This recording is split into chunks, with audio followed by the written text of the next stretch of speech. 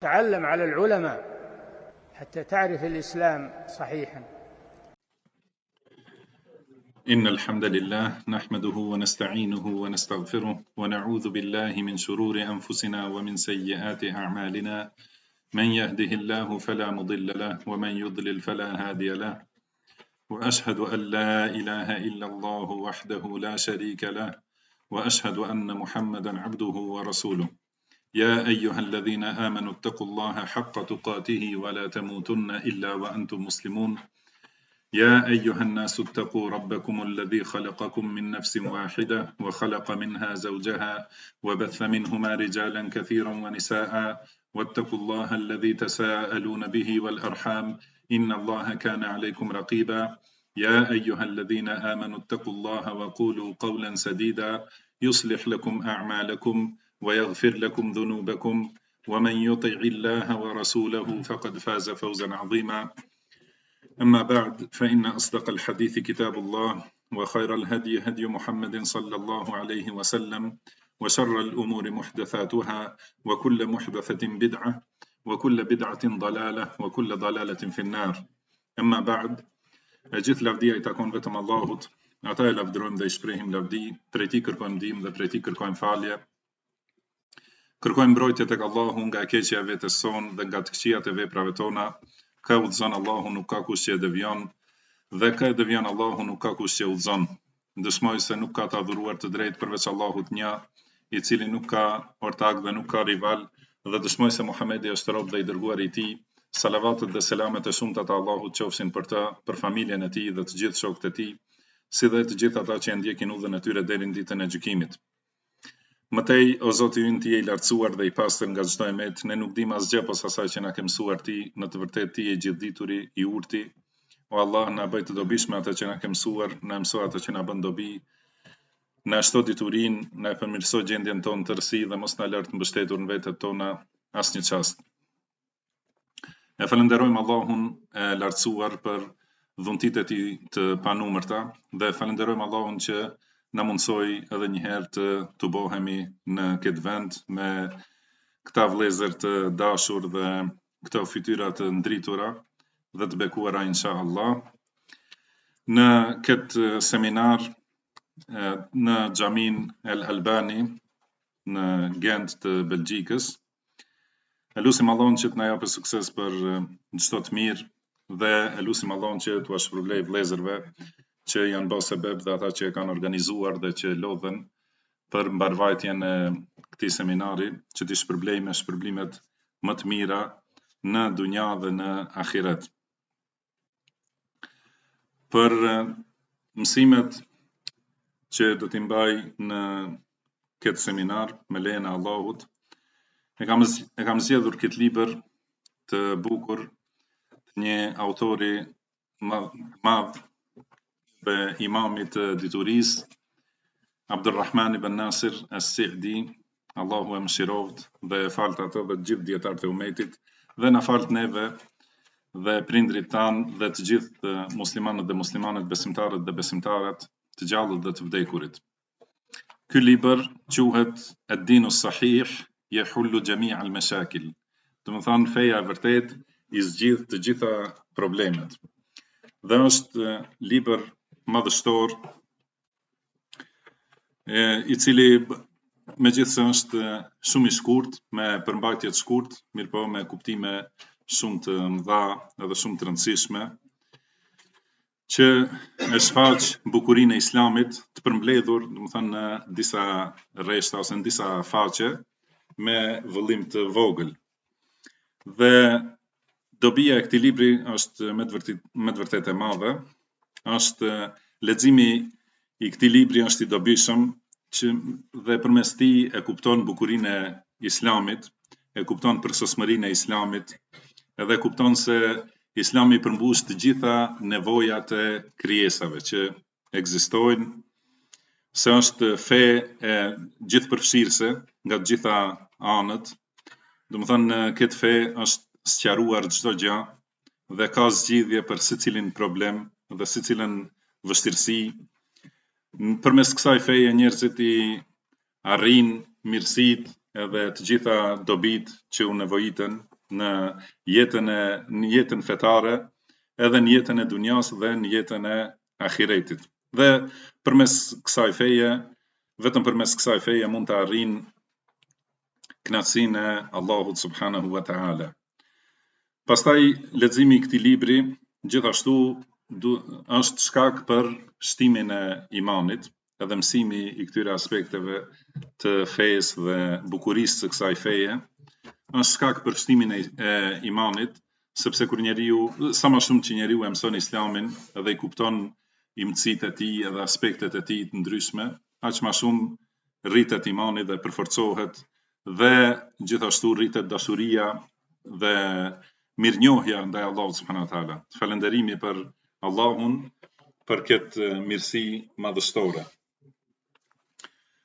Gjithashtu ky libër edhe mësimi i këtij libri ose i kësaj teme mund të jetë ndihmë shumë e madhe dhe fuqishme për të thirrur në fenë e Allahut, për të bërë da'wa, për të thirrur njerëzit në dritën e udhëzimit dhe për t'i larguar nga errësirat e devijimit dhe për t'u sqaruar njerëzve se Islami është i përshtatshëm për secilën kohë dhe secilin vend, edhe është i përshtatshëm për secilin problem dhe secilën çështje që e kanë njerëzit.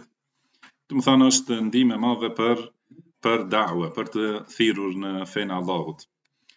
Gjithashtu është një prej mënyrave për ta mbrojtur vetveten muslimani, sidomos në kohën e fitneve të shumta dhe në vendin e fitneve të shumta, që fitnet i përplasen nga secila anë si ato dallgët e detit që i përplasen anijes, edhe nëse kjo anije nuk është e fuqishme edhe e drejtuar si duhet, shumë lehtë fundoset, sepse janë dallgët e errësirave të mëdha dhe të fuqishme që vijnë nga secila anë dhe që mundohen vetëm të fusin dyshim te muslimani, domethënë për fenë e tij, dhe për këtë shkak do thotë njohja e një aspekt, domethënë njohja e disa çështjeve të përgjithshme për fenë, që të jep udhëzim për njohjen e detajeve, është e dobishme për mbrojtjen e imanit edhe për mbrojtjen e fesë muslimanit.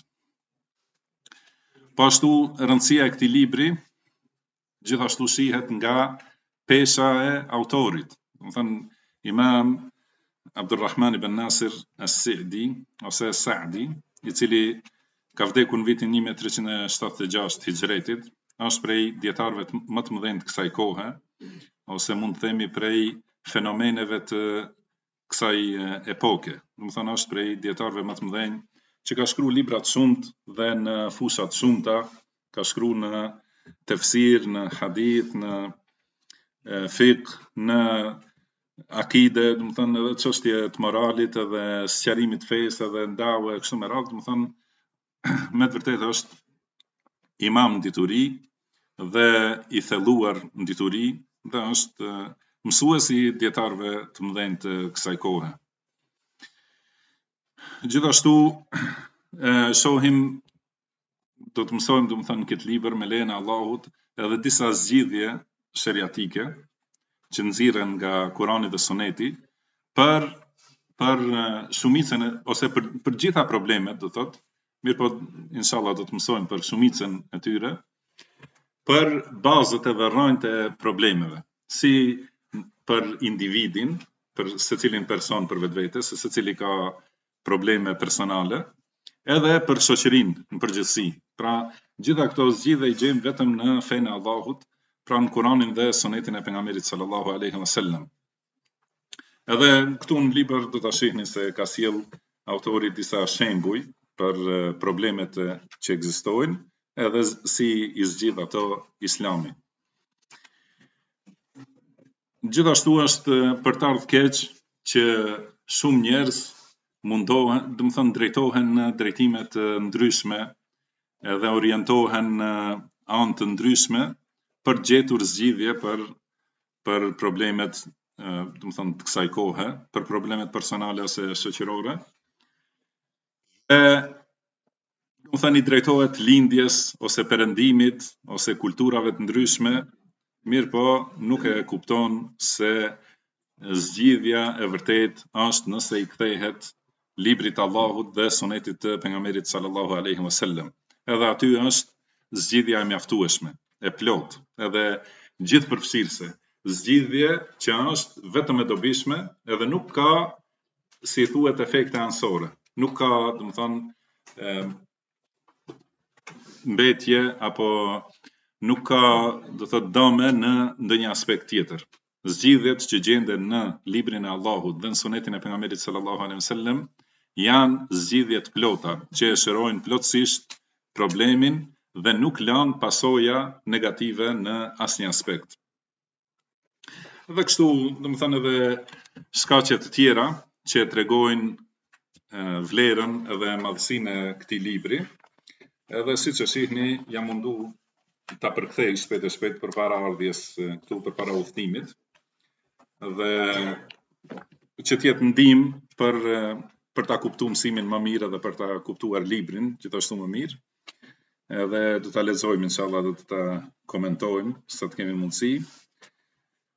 Duke ditur se patjetër mund të ketë probleme pasi ka qenë përkthim, mund të ketë, mund të ketë, gabime, sepse ka qenë përkthim i shpejt dhe nuk kam bë kontrollime kështu me radhë. Patjetër mund të ketë gabime, po inshallah do t'i shpjegojmë edhe do t'i korrigjojmë gjatë leximit.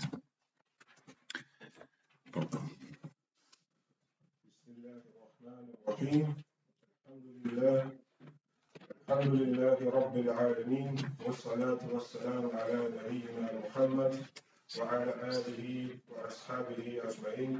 Wa ba'd.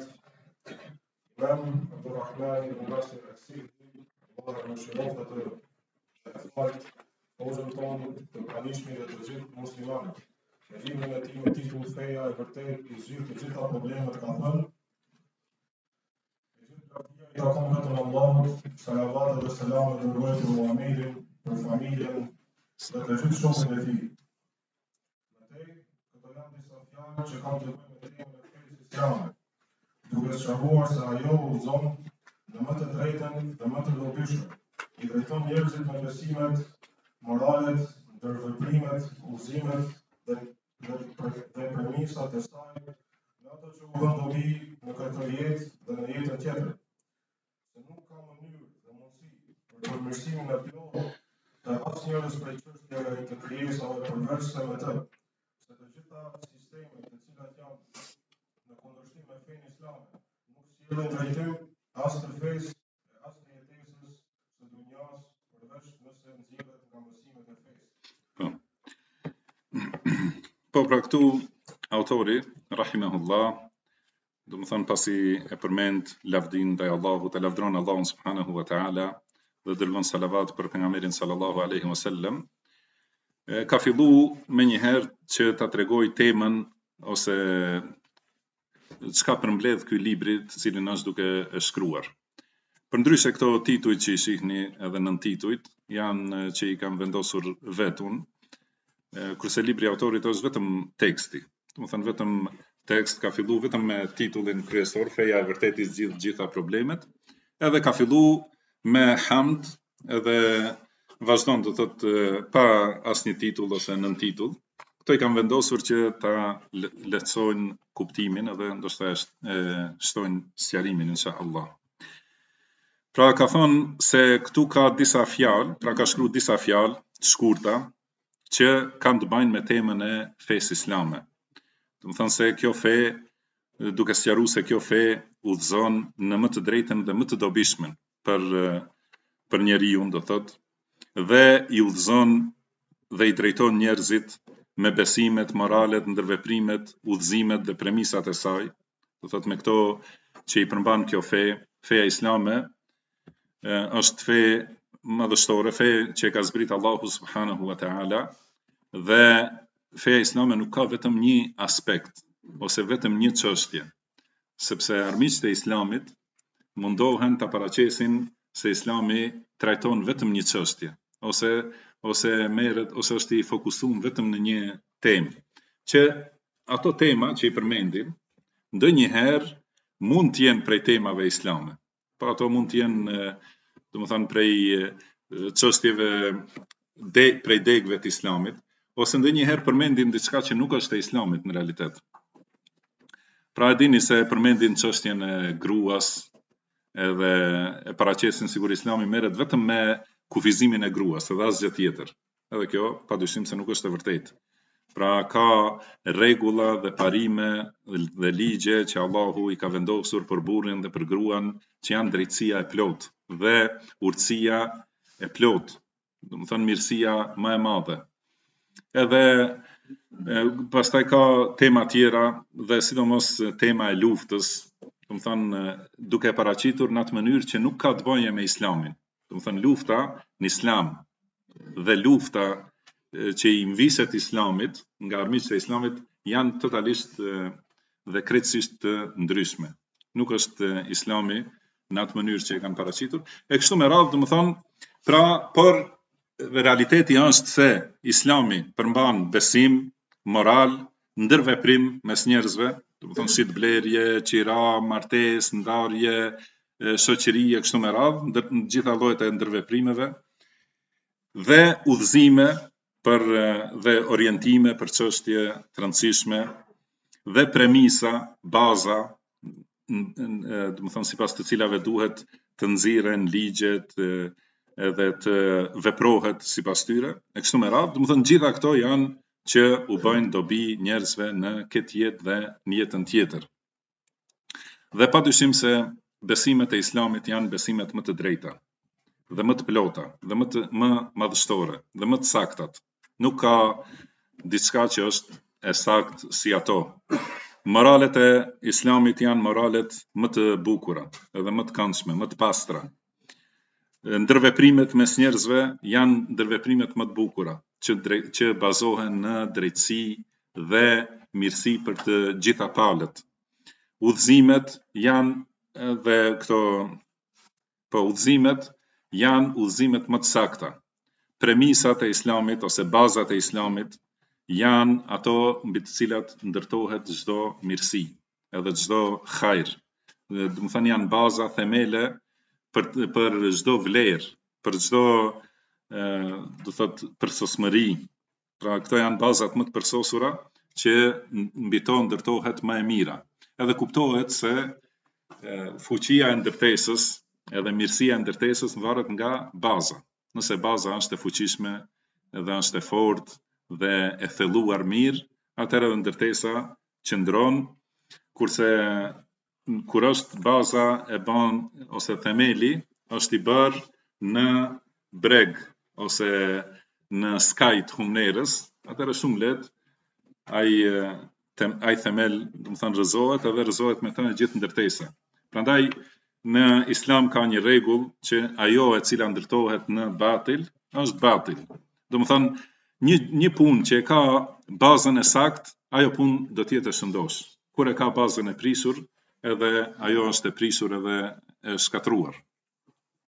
Dhe gjitha këto janë, do të thënë gjitha këto aspektet e Islamit janë për dobin e njerëzit në jetën e dunjas, në jetën e kësaj bote, edhe në jetën e ahiretit, kur do të takojnë Allahun subhanahu wa ta'ala dhe atëherë është dita e shpërblimit dhe dënimit.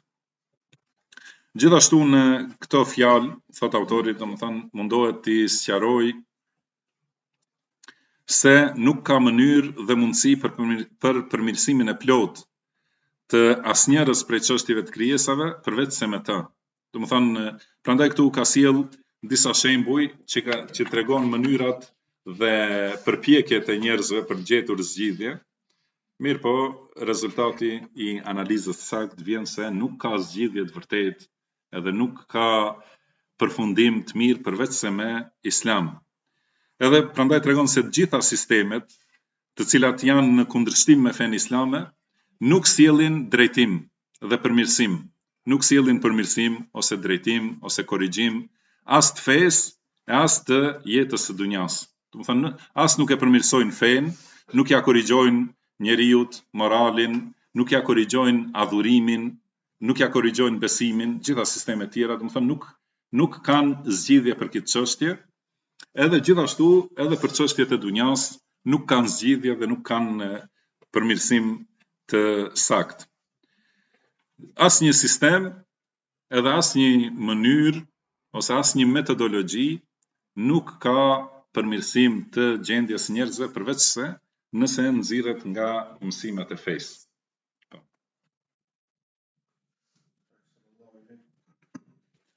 Njohuritë shqetësore dhe përvojat njerëzore argumentojnë se kjo që tha më lart është e saktë dhe e vërtetë, si dhe ligjet e shpallura, natyrshmëria e pastër dhe mendja e shëndosh tregojnë se kjo është realitet. Do të thënë tani këtu thot pasi e përmendëm këtë, patjetër se mund të thot dikush, ju e thoni këtë për fen tuaj dhe ku është argumenti. Mirë po, kjo që u përmend se feja islame i përmbush të gjitha zgjidhjet, do të thënë i plotson secilën zgjidhje që e ka, është e plot për secilin problem dhe se është feja që udhëzon në atë që është më e drejta dhe orienton në atë që është më e mira, më e dobishmja për në akide dhe me akiden që e mban, do të thotë me besimin që e përmban Islami, besimin madhështor dhe adhurimet plota, do thotë mënyra e adhurimit të Allahut subhanahu wa taala, nuk ka adhurim më të drejtë dhe më të saktë dhe më të mirë se sa adhurimi që është sipas rregullave të Islamit. Moralet e vlefshme, vlerat e larta, marrëdhëniet mes njerëzve, ndërveprimet mes njerëzve, e kështu me radhë, do të thonë se këto janë më të mirat, se në Islam janë më të mirat dhe më të përsosurat, këtë e ka vërtetuar, do të thonë e vërtetojnë njohuritë shqisore, do të thonë me pa me sy, edhe me dëgju me vesh, do thotë me pa me sy ata që kërkojnë zgjidhje tjetër përveç zgjidhjeve islame, edhe me dëgju me vesh për ato për lajmet atyre që kërkojnë zgjidhje tjera, edhe nga ana tjetër gjithashtu me pa dhe me shiku dhe me dëgju ata që për problemet e tyre kanë gjetë zgjidhje në Islam. Do të thënë gjitha këto tregojnë se Islami është se është e vërtetë kjo që e tham më herët. Edhe përvojat njerëzore po ashtu janë argument, do të thënë njerëzit kanë provu lloj-lloj zgjidhje. Edhe me keqardhje të madhe themi se edhe muslimanët, do të thotë një periudhë gjatë kanë provu zgjidhje të lloj-llojshme. E kanë lënë zgjidhjen që e ka zbrit Allahu subhanahu wa taala dhe janë orientuar nga lindja, nga perëndimi, nga filozofitë e ndryshme e kështu me radhë. Dhe nga përvoja është parë se asnjëra nga këto zgjidhje nuk e bën rezultatin që e kërkon njeriu. Do të thonë me shqisa mund me pa, me sy, do të thonë me mësu, me sy ose me vesh ose me prekje. Edhe nga përvojat e njerëzve argumentojnë se kjo është e saktë dhe e vërtetë, kjo që po themi. Gjithashtu argument janë edhe ligjet e shpallura, ligjet që i ka shpallur Allahu subhanahu wa taala. Edhe gjithashtu do të thonë edhe natyrshmëria e pastër e njeriut, edhe mendja e shëndosh, do të thonë ai që e ka natyrën të pa përlyer, të pa njollosur me devime edhe me prishje, thotë e kupton gjitha këto që do t'i përmendim më vonë se mos zgjerohemi shumë, do të përmendim shembuj se si Islami i ka zgjidh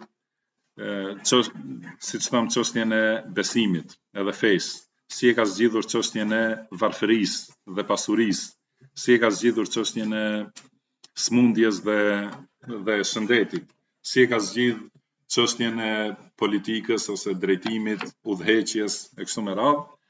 Domethënë gjitha këto do t'jap autori shembuj dhe do ta shohim se me të vërtetë zgjidhja për secilën çështje është në Islam. Si ka thënë Allahu subhanahu wa taala, inna hadha al-Qur'ana yahdi lillati hiya aqwam.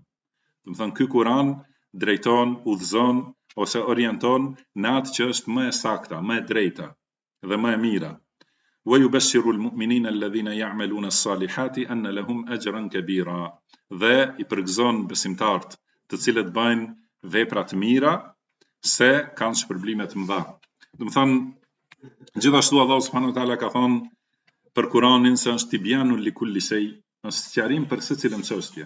Pra në Kur'an kemi sqarim për çdo gjë. I kemi lajmet e popujve të mëparshëm, edhe informatat për popujt e ardhshëm. Edhe është gjykimi për secilën mosmarrveshje.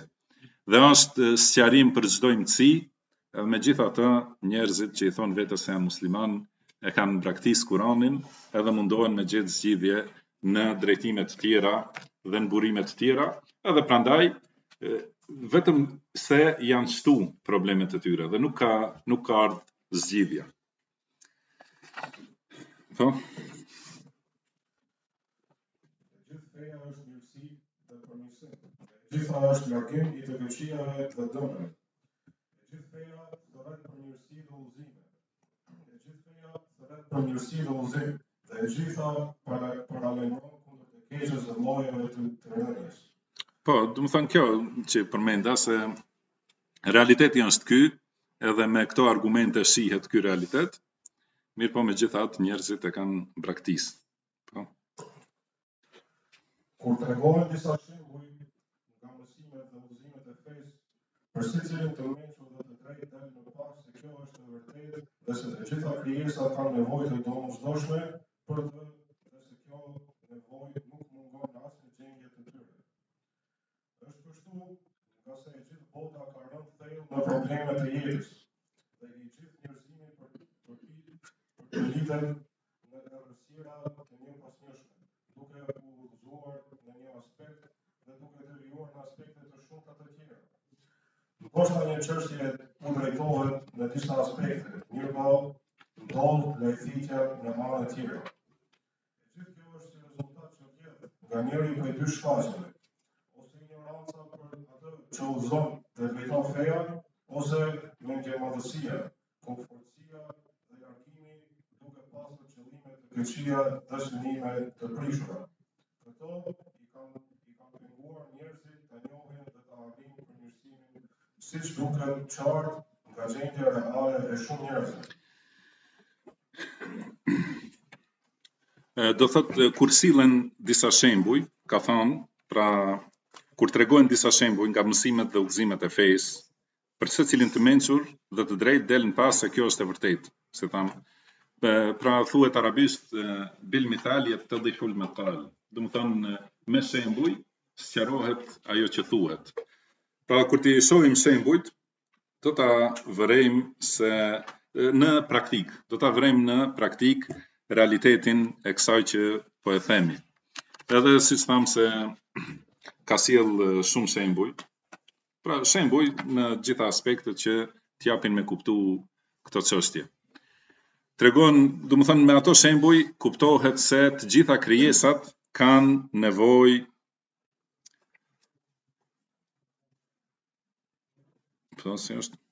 Pra të gjitha krijesat kanë nevojë të domosdoshme për të. Edhe kjo nevojë nuk u mungon asnjëherë. Do të thënë çdo herë kanë nevojë. Kanë nevojë të patjetërsueshme. Nevojë jetësore, si thuhet, për të ekzistuar, kanë nevojë për Islamin. Si ka thënë Imam Ibn al-Qayyim për sunetin e pejgamberit sallallahu alaihi wasallam, që nevoja e njerëzve për njohjen e sunetit të pejgamberit sallallahu alaihi wasallam është më e madhe se sa nevoja e syrit për dritën, edhe më e madhe se nevoja për frymën edhe ushqimin e kështu me radhë, do të thënë nevojë e domosdoshme dhe nevojë e përhershme që nuk mungon asnjëherë. Nuk është se, do të thënë ka disa vite, për shembull, kur ta kaloj këtë periudhë njeriu, atëherë nuk do të ketë nevojë për fen, ose siç është mendimi i shumë njerëzve se në rini, do të thënë e bajnë sikur rinia nuk kanë nevojë për fe. Do të thënë njerë duhet ta lënë fen, pastaj kur të plaken, atëherë me fillu me praktiku fen, sepse janë afru vdekjes së kështu me radhë. Kjo padyshim se është prej devijimeve dhe budallallaqeve më të mëdha. Ka thonë se është kështu, do të thënë se kanë nevojë njerëzit për zgjidhje islame, nga se e gjithë bota ka rënë thellë në problemet jetës. Do të thënë bota, kjo dunja, është vend i problemeve, edhe vend i sprovave. Nuk ka mundësi ndonjëherë njeriu të jetë pa asnjë sprovë. Edhe individualisht, do të thënë personi vet, edhe shoqëria në përgjithësi, patjetër se ka probleme dhe çështje, pyetje dhe sprova me cilat sprovohet. Patjetër, do të thënë do të kenë nevojë për zgjidhje. Si ka thënë Allah subhanahu wa taala, do thotë ka sprova që janë për shembull sprova e varfërisë, gjithashtu të njëjtën kohë është edhe sprova e pasurisë. Edhe ka sprovë të smundjes, edhe ka sprovë të shëndetit. Pra gjithmonë njeriu është në sprovë. Edhe për ato duhet ta ketë zgjidhjen më të saktë nga Allahu subhanahu wa taala. Allahu ka thënë: "Wa nabluukum bish-sharri wal khairi fitna." Domethënë ju sprovojmë me të këqija dhe me të mira. Si, domethënë ju vëmë në test, me të mirat edhe me të këqijat. Domethënë edhe kur është njeriu në gjendje të mirë, domethënë është në sprovë. Edhe ka problem. Domethënë edhe kur është varfëria, ka është një problem që duhet zgjidhet. Edhe prezenca e pasurisë është një problem që duhet zgjidhet. Edhe ai kërkon, do thotë, menaxhim edhe kështu me radhë. Prandaj njerëzit kanë nevojë për zgjidhje. Kurse ka thënë pra e gjithë bota ka rënë thellë në problemet e jetës dhe gjithë njerëzimi përpëlitet në errësirat një pas njëshme. Do të thënë nga një errësirë në një tjetër. Mundohet nga një zgjidhje do ta marrë një zgjidhje tjetër duke qëndruar në rajonin e errësirave dhe duke mos u udhëzuar me dritën e Islamit. Vazhdimisht shkon në errësirat një pas njëshme, duke udhëzuar në një aspekt dhe duke devijuar në aspektet shumëta të tjera. Do të thënë ka mundësi një aspekt e zgjidh me ndonjë zgjidhje që nuk është islame. Mundet që një aspekt e zgjidh, mirë po prish aspekte tjera, ose e zgjidh atë të njëjtin problem vetëm në një masë, kurse ajo tjetra vështirësohet edhe komplikohet edhe më shumë. Për shembull, nuk ka, do thotë, disa njerëz mendojnë se zgjidhja e problemeve është që ta humbin mendjen. Domethënë edhe shkojnë në pijeve dese, alkoolit ose drogës e kështu me radhë, edhe e kanë zgjidh këtë problem. Domethënë që nuk e kanë në atë moment mirë po, çka kanë bërë? Domethënë kanë sjell probleme të shumta të tjera në jetën e tyre, edhe kanë komplikuar edhe më shumë zgjidhjen e atyre problemeve prej cilave kanë dashur tikin. Edhe dikush mendon se për të zgjidh problemet dhe vështirësitë ose borxhet, çka është zgjidhja? Me dal prej kësaj dhunjaje. Domethënë me bë vetvrasje. Edhe me këtë ka zgjidh diçka, mirë po ja ka vështirësuar vetes shumë më shumë, domethënë në aspekte të tjera. Madje dikush për shembull kur është i smur, do thotë kërkon zgjidhje të shpejtë, edhe merr ilaçe që janë haram për shembull, ose që e sjellin, do thotë, lehtësimin e smundjes në një aspekt, mirë po e vështirësojnë në aspekte të tjera, ose shkaktojnë smundje tjera, ose domethënë duke mundu me shku në rrugët e shirkut, se i ka thënë pejgamberi sallallahu alaihi wasallam një njeriu që ka pas një petë lidhur në dorë, ka thënë për çka e ke këtë? Ka thënë min al wahan, domethënë për plagështi. Ka thënë largoje se kjo vetëm ta shton plagështinë. Çka do thotë kjo? Është një aspekt, si i thonë në kohën bashkohore, aspekti psikologjik, që njeriu mendon se ky peri ose kjo hajmalia do ta shëroje. Edhe në një moment e ndjen sigur smundja është lehtësu. Mirë po realiteti është që smundja është shtu atij, që është bërë pastaj varur nga sendet që nuk ndihmojnë, edhe që realisht domethënë nuk kanë ndikim, mirë po pra nuk është se ai peri ja shton smundjen. Po vendosja e perit, ky veprim, domethënë shirku është që ta shton smundjen. Pra nuk është se peri nuk ndikon as pozitivisht as negativisht, as në asnjë aspekt. Mirë po lidhja e shpirtit edhe pastaj mbështetja në të dhe varësia prej tij shkakton edhe shumë smundje tjera dhe probleme tjera. Kështu me radhë, domethënë secila zgjidhje që nuk është sipas dritës së Islamit, sipas dritës Kuranit dhe Sunetit, patjetër nëse zgjidh diçka, ndonjëherë, jo çdo herë, domethënë nëse zgjidh një aspekt e komplikon problemin edhe i shton problemet edhe më shumë. Ose merreni si shembull kamatën. Për shembull njerëzit kanë problem të varfërisë, edhe kanë problem për shembull që nuk kanë shtëpi, nuk posedojnë shtëpi, edhe mendojnë se zgjidhja është me hi në marrëdhënie kamate.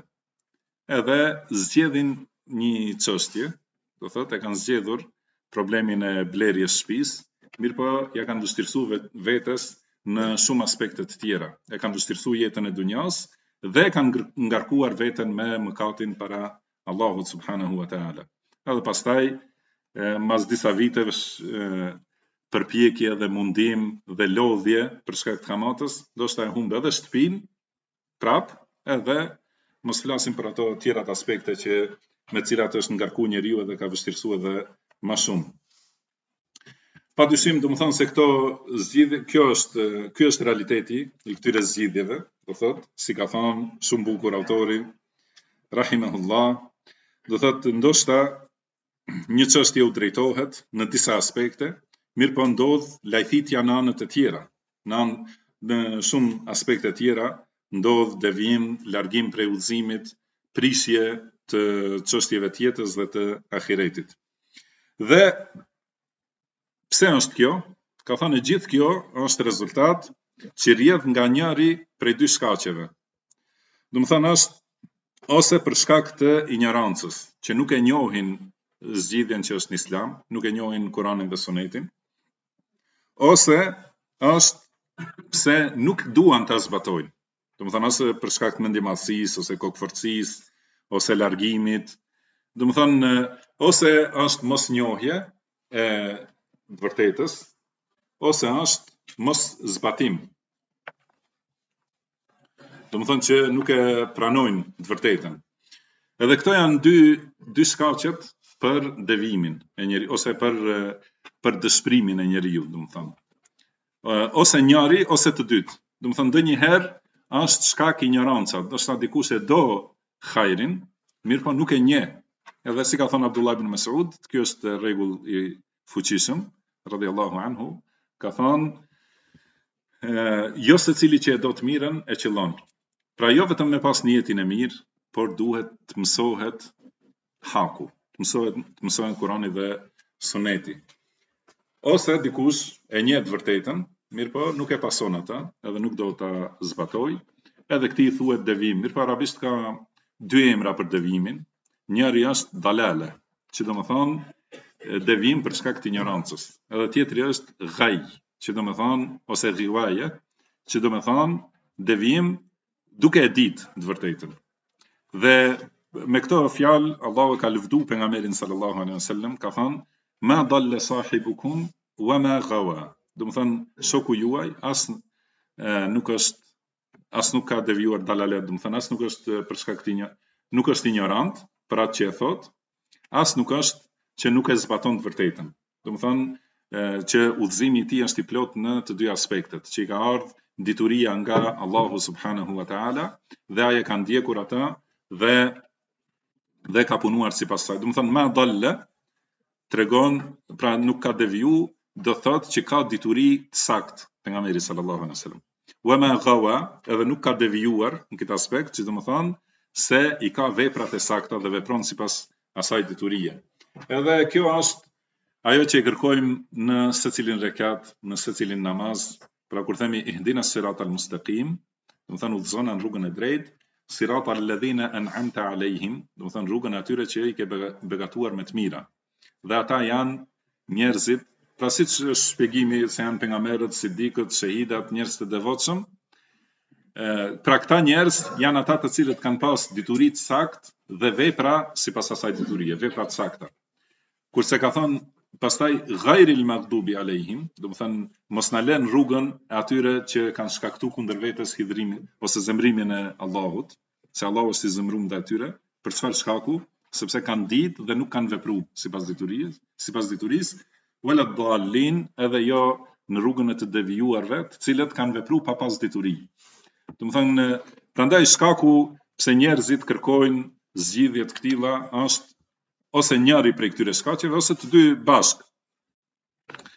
Dhe ajo që na duhet, domethënë është dituria e saktë dhe vepra e saktë, domethënë dituri e saktë nga Kurani dhe Suneti dhe praktikim dhe veprim sipas asaj diturie. Pra si ka thënë Allahu, huwa alladhi arsala rasulahu bil huda wa dinil haqq. Domethënë Allahu është ai që e ka dërguar të dërguarin e tij me udhëzim, al-huda, që domethënë me dituri, wa dinil haq, dhe feja e vërtet, dhe fjala din është për qëllim vepra, ibadeti, domethënë sigur që është në ajetet mukhlisin e lahu din, domethënë ja përkushtojmë pastër fen, domethënë veprat tona Allahut. Dhe fjala din është me kuptimin e veprës. Dhe Allahu e ka dërguar pejgamberin sallallahu alaihi wasallam me udhëzim, që domethënë dituri e pastër dhe e saktë, dhe vepra të hakut, vepra të sakta sipas asaj diturie që kanë ardhur. Mirë, tani fillon në përmendjen e disa shembujve për probleme dhe zgjidhje të njerëzve. Edhe të lexojmë. Prandaj duhet të përmendim disa probleme të rëndësishme të jetës, siç janë problemet e fesë, problemet e diturisë, problemet e pasurisë dhe varfërisë, shëndetit dhe sëmundjes, rrugës dhe paqes, bashkimit dhe përçarjes, dashurisë dhe urrëties, si dhe problemet e tjera për të cilat mendimet dhe orientimet e njerëzve janë të ndryshme. Ato që i ka zgjedhur feja islame për këto probleme janë rrugë të përshtatshme dhe të qelluara, të cilat vijnë bashkë me dobi të shumta dhe të panumërta. Po, të thot padyshim ato zgjidhjet që janë në Islam për gjitha këto aspekte, sepse Islami është besim dhe vepër. Domethënë në të ka akide, besim, dhe ka adhurim ndaj Allahut subhanahu wa taala, dhe ka moral që duhet me të cilën duhet të zbukurohet njeriu, dhe ka ndërveprime mes njerëzve. Domethënë gjitha këto janë të zgjidhura në mënyrën më të mirë dhe më të bukur. Dhe problemi i parë është problemi i fesë dhe besimit. Ky është problemi më i rëndësishëm dhe më i madh i jetës, dhe mbi të ndërtohen të gjitha çështjet.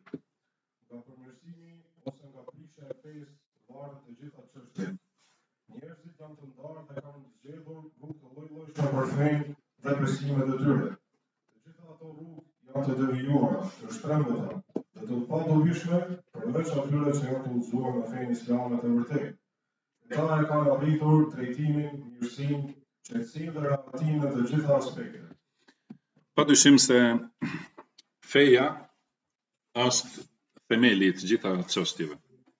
Edhe mbi të ndërtohet jeta e lumtur, edhe mirëqenia e mirë, qetësia e shpirtit, edhe gjerësia e zemrës e kështu me radhë.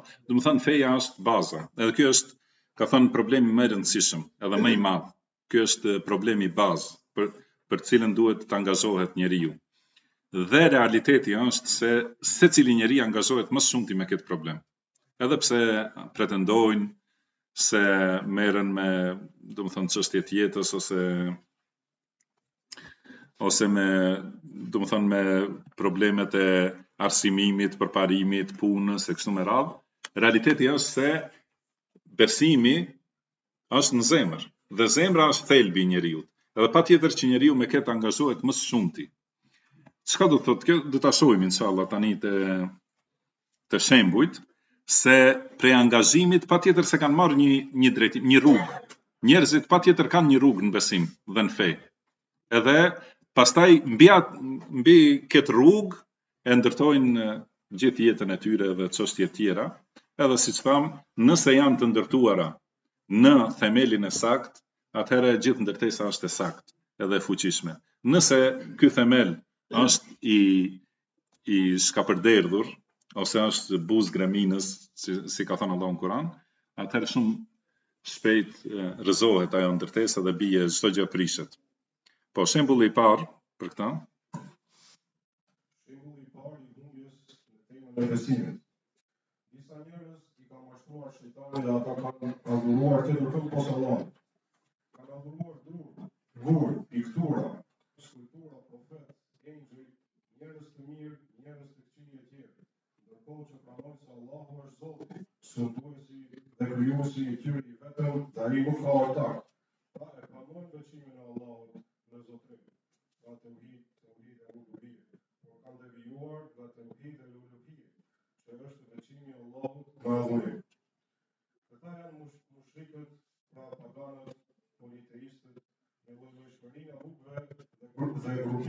rrugëve të tyre. Të gjithë librat qellor vërtetojnë se këta janë të dëshpëruarit dhe të shkatruarit.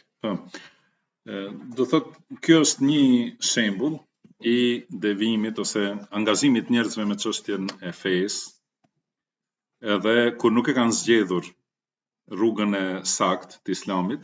Domethënë ky është një prej shembujve të zgjidhjeve të gabuara. Pra një grup i njerëzve janë ata njerëz të cilët i ka mashtruar shejtani, edhe ka lujt me ta shejtani, dhe i ka largu nga rruga e drejtë dhe natyrshmëria e pastër. Dhe ata kanë adhuruar krijesa. Kanë adhuruar krijesa si ata, njerëz, domethënë mund të jenë njerëz të mirë, të devotshëm, por edhe prej njerëzve më të prisur. Ka njerëz, domethënë mëkatar ose mosbesimtar, qafira, të cilët i adhurojnë duke menduar se ata do t'ju bëjnë ndonjë dobi, kurse ata janë krijesa si ata. Ose kanë adhuruar edhe krijesa më të ulta, domethënë krijesa të ngurta që nuk flasin, nuk shohin, nuk lëvizin, drur, gur, skulptura, piktura, e të tjera, lob, domethënë kafsh, ose trupa qiellor, diellin, hanën, planetet, yjet e kështu me radhë. Domethënë ka grupe të lloj-llojshme në këtë devijim dhe ka rrugë të lloj-llojshme, të shumta. Të gjitha janë, domethënë, me këtë devijim, edhe pse ata pranojnë se Zoti, krijuesi, furnizuesi, sunduesi është një, është Allahu subhanahu wa taala. Mirë, domethënë që e kanë pranuar tauhid rububie, por kanë deviju dhe janë largu nga tauhid al-uluhiyya, domethënë nuk e kanë veçuar Allahun me adhurim, po kanë adhuru të tjerë përveç Allahut. Dhe është interesant se do thuhet më vonë, do thotë kjo çështje është shumë e qartë. Do thotë se kjo çështje është devijim dhe gabim, është shumë e qartë për logjikën e shëndosh. Edhe sepse urdhri për tauhid dhe ndalimi i shirkut, si thot Imam Ibn al-Qayyim rahimahullah, nuk është urdhër vetëm në bazë të ligjit, pse Allahu e ka zbrit këtë ligj. Jo, po se është realiteti që nuk mund të ketë tjetër. Domethënë Allahu është një, edhe nuk guxon të adhurohet askush përveç tij. Edhe prandaj kjo është thellë e ngulitur në shpirtin e njeriut. Nëse nuk është trubullu shpirti ose zemra, dhe nëse e hulumton këtë do ta gjejë njeriu. Edhe është në përputhje me logjikën e shëndosh. Mirë, po megjithatë njerëzit devijojnë dhe jo vetëm që kanë deviju, po edhe shumë këmbgulin dhe gëzohen nëse vazhdojnë në këtë shirk. Si ka thënë Allahu subhanahu wa taala, "Wantalaqa al-mala'u minhum animsu wasbiru ala alihatikum." Domethënë kur kanë ardhur pejgamber të ndryshëm, grupet njerëzve që kanë qenë në shirk, edhe ata kanë nxitu. Pra pejgamberi ka bë davet, ka hecë, ka thirr njerëzit në shpëtim dhe në udhëzim. Gjithashtu ka pas njerëz tjerë që e kanë bërë të njëjtën, edhe kanë hecë edhe ata nëpër njerëz, edhe i kanë vizituar dhe kanë bë davet gjithashtu. I kanë thënë animsu wasbiru ala alihatikum. Domethënë vazhdoni dhe bëhuni të qëndrueshëm dhe durimtar në adhurimin e këtyre që ju i adhuroni. Inna hadha la shay'un yurad. Domethënë kjo është çështja që duhet, që kërkohet. Domethënë që të jeni të qëndrueshëm, mos e lini adhurimin e gurit, mos e lini adhurimin e lopës, po qëndroni. Do thotë gjithashtu kanë thënë, edhe janë mburr me këtë. Kanë thënë in kada la yudilluna an alihatina laula an sabarna alaiha. Ka thënë për pak do të na largonte nga të adhuruarit tanë. Domethënë pejgamberi me thirrjen e tij do të na largonte për pak nga adhurimi i idhujve ose gjithë të adhuruarve që i kanë. Laula an sabarna alaiha, sikur mos ishim ne të qëndrueshëm dhe durimtar për këtë. Edhe mburren me këta, edhe pse thirrja u ka ardhur prej njerëzve më të pastër, edhe më të kthjellët, dhe më të çiltër, dhe më besnik. Domethënë secili pejgamber në popullin e tij ka qenë më i besueshmi, më besniku, më i dashuri, domethënë si kanë thënë kunte marjuban fina qabla hadha, domethënë ti të ty kishim shpresa përpara kësaj, para se të vije me këtë thirrje. Domethënë është njeri që e njohin pastërtinë, drejtësinë, besnikërinë, dhe është njeri me secili pejgamber, domethënë ka qenë me diturinë më të plotë, me sqarimin më të bukur, me argumentimin më të fuqishëm, domethënë ua ka sqaruar njerëzve, por megjithatë kanë thonë, domethënë shqyr nuk devijum nga të adhuruarit tonë, se sigur mos ishim durimtar, domethënë do të ishim largu, do të kishim lënë këta të adhuruar. Dhe kjo është gjendja e shumicës njerëzve.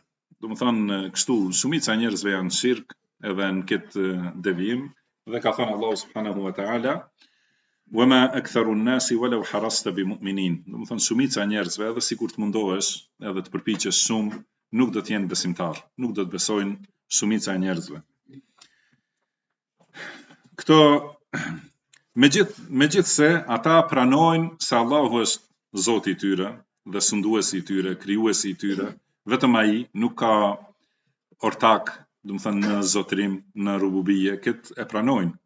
Prandaj duhet ta kuptojmë se Allahu subhanahu wa taala I ka krijuar njerëzit për një çështje, që është tauhidi, I cili ndahet në dy pjesë: tauhidi I njohjes, që është tauhid rububia dhe tauhidul asma'i was sifat, domethënë njohja e Allahut, dhe tauhidul uluhia ose tauhidi I kërkimit, që është tauhidi I adhurimit, veçimi I Allahut me adhurim, që është tauhid al uluhia. Për pjesën e parë ka thënë Allahu subhanahu wa taala: Allahu alladhi khalaqa sab'a samawatin wa min al-ardi mithlahun. Domethënë Allahu është ai I cili ka krijuar 7 qiej dhe gjithashtu po aq prej tokës. Yatanazzalu al-amru bainahun, domethënë që zbresin urdhrat e tij mes këtyre. Për çfarë qëllimi? Domethënë Allahu ka krijuar li ta'lam, domethënë që ta dini se anna Allaha ala kulli shay'in qadir wa anna Allaha qad ahata bi kulli shay'in ilma. Domethënë që ta dini se Allahu është I gjithfuqishëm për çdo gjë dhe që ta dini se Allahu ka përfshirë çdo gjë me diturinë e tij. Domethënë që ta njihni Allahun. Allahu ka kriju krijesat që ta njihni Allahun. Dhe në ajetin tjetër ka thonë: "Wama khalaqtul jinna wal insa illa liya'budun." Domethënë nuk I kam krijuar xhinët dhe njerëzit për asgjë, përveç se që të më adhurojnë. Domethënë këto janë dy qëllimet që njerëzit ta njohin Allahun dhe ta adhurojnë vetëm atë. Prandaj tauhid rububia vetëm atë. Tauhid ar-rububia domethënë që njeriu të besojë dhe të jetë I bindur se nuk ka Zot dhe nuk ka krijues dhe nuk ka furnizues, nuk ka sundues përveç Allahut një. Ai është Zoti I gjithçkaje. Dhe se gjithashtu tauhidul asma wa sifat, se atij I takojnë cilësitë e përsosmërisë, emrat më të bukur, se ai është I gjithfuqishmi, I gjithdijshmi, që shet çdo gjë, që dëgjon çdo gjë, se ai ka qëndruar mbi arsh, mbi krijesat e tij, dhe se flet, urdhron e kështu me radhë. Domethënë njohja e Allahut përfshihet në këto dy aspekte. Dhe aspekti I tretë, që është baza e luftës mes pejgamberëve dhe popujve të tyre, është që mos adhurohet askush përveç se Zoti I lartësuar. Edhe domethënë që të veçohet Allahu me adhurim. Edhe kjo është çështje shumë e lehtë. Domethënë për ta kuptuar. Këtë është çështja më e lehtë që një njeri ta kuptojë, që mos e adhuro askënd përveç se krijuesin tënd. Edhe kemi folë në mësime tjera për dyshimet që I kanë ata që adhurojnë tjetër kanë përveç Allahut, që janë dyshime shumë të dobta, edhe që refuzohen shumë lehtë. Domethënë duhet të pyetet ai njeri, a nuk është Allahu I gjithfuqishëm që duhet të adhurosh tjetër kënd që të ndihmojë Allahut? Ose nuk është Allahu I gjithdijshëm që duhet tjetër kush t'ia përcjell lutjen tënde? Ose a nuk është Allahu I gjithmëshirshëm që të ketë nevojë dikush tjetër ndërmjetësojë edhe ta fitojë, domethënë ta zbusë mëshirën e tij? Domethënë gjitha këto janë të pavërteta dhe është e lehtë që të kuptohet se janë të pavërteta. Mirë, po me gjithë këta njerëzit domethënë vazhdojnë në shirk dhe këta janë ata mushrikët, domethënë që do thot pagan, politeist që adhurojnë tjetër kënd, edhe këta janë mosbesimtar dhe kështu do thot Allahu I ka gjykuar në Kur'an se janë mosbesimtar dhe janë mushrik. Dhe për mushrikt, të gjithë librat që kanë zbrit nga Allahu, edhe të gjithë pejgamberët që kanë ardhur nga Allahu, e kanë thënë të njëjtën. Do të thënë gjithë ata e kanë luftuar shirkun dhe kanë treguar se ai i cili bën shirk nuk hyn në xhenet asnjëherë dhe vendi i tij është përgjithmonë xhehenemi. Nuk ka ndonjë pejgamber që ka ardhur nga Allahu e që të ketë thënë njerëzve adhuroni tjetër kanë përveç Allahut. Pra të gjithë pejgamberët kanë ardhur me porosinë e njëjtë, edhe me thirrjen e njëjtë, dhe kanë ardhur, do të thonë, me premtimet e njëjta ose kërcënimet e njëjta për njerëzit e tauhidit dhe për njerëzit e shirkut.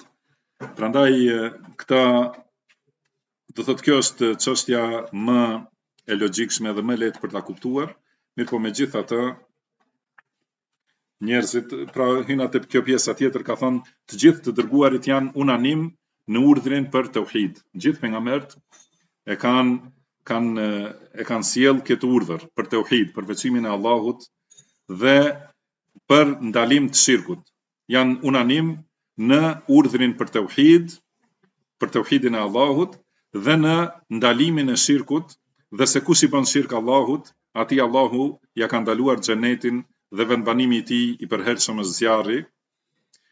Pastaj, pra gjithë pejgamberët, si ka thënë pejgamberi sallallahu alaihi wasallam, ne pejgamberët jemi vëllezër si vëllezër nga babai. Domethënë që e kemi thelbin e njëjtë, thirrja për tauhid, kurse nënat janë të ndryshme, domethënë ligjet janë të ndryshme.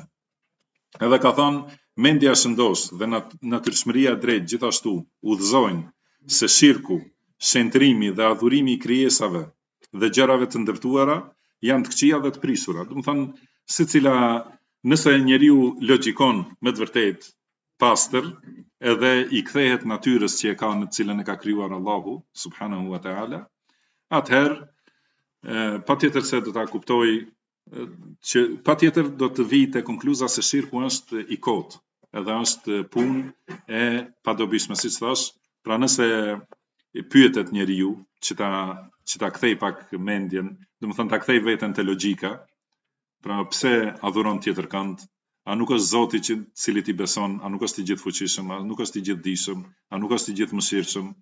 Domethënë patjetër për këto tri çështje, atëherë e humbin shkakun e shirkut. Domethënë atëherë pse ta adhurohet tjetër kush? Mirë, po megjithatë njerëzit i adhurojnë pra krijesa, që ka thënë, si ka thënë edhe Allah, ka thënë Allah subhanahu wa taala në Kur'an, innal ladhina tad'una min dunillahi ibadun amthalukum. Do të thonë ata që i lutni përveç Allahut janë robër edhe ata si ju. Do të thonë janë krijesa, njerëz dhe robër të Allahut siç jeni ju. Pra ku është logjika për t'i adhuruar Allah, për t'i adhuruar ata? Dhe të gjithë pejgamberët janë me të njëjtin mision. Ka thënë Allahu wa laqad ba'athna fi kulli ummatin rasulan an i'budu Allaha wajtanibu at-taghut. Do të thonë secilin popull kemi dërguar të dërguar që t'ju thot adhuroni Allahun dhe largonu tagutit. Do të thonë çdo kujt që adhurohet përveç Allahut. Kjo është padyshim, si ka thënë Allahu dhe si ka thënë pejgamberi sallallahu alaihi wasallam. Mirpo është interesante dhe e bukur që Allahu na ka drejtuar t'i pyesim edhe popujt tjerë. Ka thënë was'al man arsalna min qablik min rusulina ej'alna min duni rrahmani alihatan yu'badun. Do të thonë pyeti të dërguarit tjerë që i kemi dërguar para teje, a u kemi caktuar atyre të adhuruar të tjerë përveç të gjithëmëshirshmit? Do të thonë, a ka ndonjëherë ndonjë pejgamber ka sjellë urdhër që të adhurohet tjetër kush përveç Allahut? Pra edhe nëse pyeten pasuesit e feve të devijuara, do ta thonë, do ta japin përgjigjen e njëjtë, se nuk gjejnë ata në mësimet e tyre që pejgamberi i tyre i ka urdhëruar që ta adhurojnë tjetër kënd përveç Allahut subhanahu wa taala. Do thotë, pra nëse shikohet logjika e shëndosh, edhe shikohet natyrshmëria e pastër, sepse Allahu ka krijuar njeriu me këtë natyrë të pastër, si ka thënë pejgamberi sallallahu alaihi wasallam. Pra hadith qudsi ka transmetuar që ka thënë Allahu i lartësuar, khalaqtu ibadi hunafa. Do të thonë i kam krijuar robrit e mi të pastër, larg prej shirkut. Hunafa është shumës i fjalës hanif, që do thotë i larguar prej shirkut. Fa atathum ash-shayatin fajtalathum an dinihim. Edhe u erdhën shejtanët atyre, më vonë, dhe i zhveshën ose i largun prej fesë së tyre. Edhe gjithashtu ka thënë pejgamberi sallallahu alaihi wasallam, kullu mauludin yuladu ala al-fitra, domethënë secili i lindur, çdo foshnjë lind me natyrshmëri të pastër, fa abawahu yuhawidanihi aw yunassiranihi aw yumajjisani. Domethënë pastaj prindët e tij e bëjnë jahudi ose e bëjnë krishter ose e bëjnë mexhusi. Pra, thot si përfundim, shirku është i keq në shariat, edhe në secilin shariat, domethënë në secilin ligj që ka shpall Allahu, ka treguar se shirku është i keq në logjik, dhe përfundimi i njerëzve të shirkut është shkatrimi dhe dëshpërimi. Allahu na ruajt. Tani me që ka ardhur koha e namazit, ne ndërpresim deri këtu, pastaj shohim a do të vazhdojmë pas namazit ose jo, vërtetësisht me.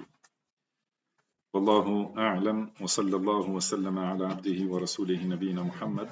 Subhanaka Allahumma wa bihamdika ashhadu an la ilaha illa anta astaghfiruka wa atubu ilayk.